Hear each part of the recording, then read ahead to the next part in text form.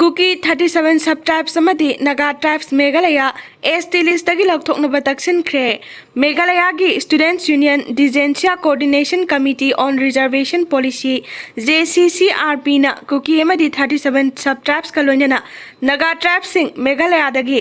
Scheduled Tribe ST Kota dagi louthoknaba Secretary of the Expert Committee on Reservation Policy da demand tauduna cherol pisin khibaga loinana government ki maikai dagi su ST Kota sigi matang da amuk hana revise tauduna athuba matam da action lokhat pirakna bataksin khre haina power sina makha tari Palel da dukan phamba mayang singna kuki na pot laiba lakpa piroi haibadagi kuki nupi singna saukhre Moirang Purel da kuki militant singna bom fit tauduna thanamba du khun ngak paisilinauk singna thengnara khre hairi fake encounter ni haina social media da sandokli basingi mathakta legal action lokhatlagani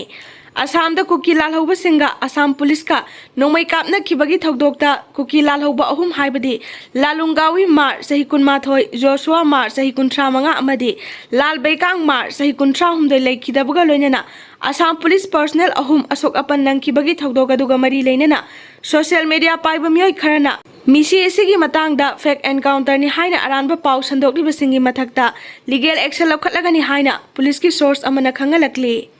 Aranba moongda ILP card saramba myoi mapan phagat khre Aranba moongda inner line permit ILP saramba Labours Department official ama yauna puna myoi mapan police na phagat pangamle hairi ngasi si minister N Birengi babu parada laiba mahaki office ta paumi singa unabada phongdokhibani mahakna makha ta aduna haikibada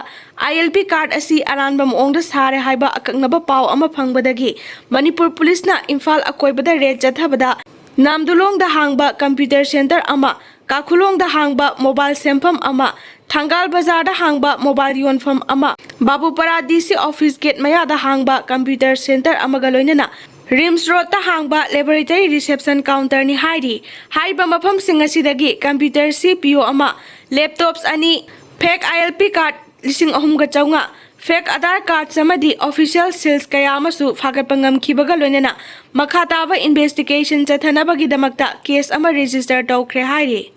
Bharat ta drugs machet ama afaoba changhnloi Bharat ta kaidawnungda drugs lalonba singi lambi oheloi amadi drugs machet ama afaoba Bharat ta changhnloi haina Union Home Minister Amit Shah na phongdokhre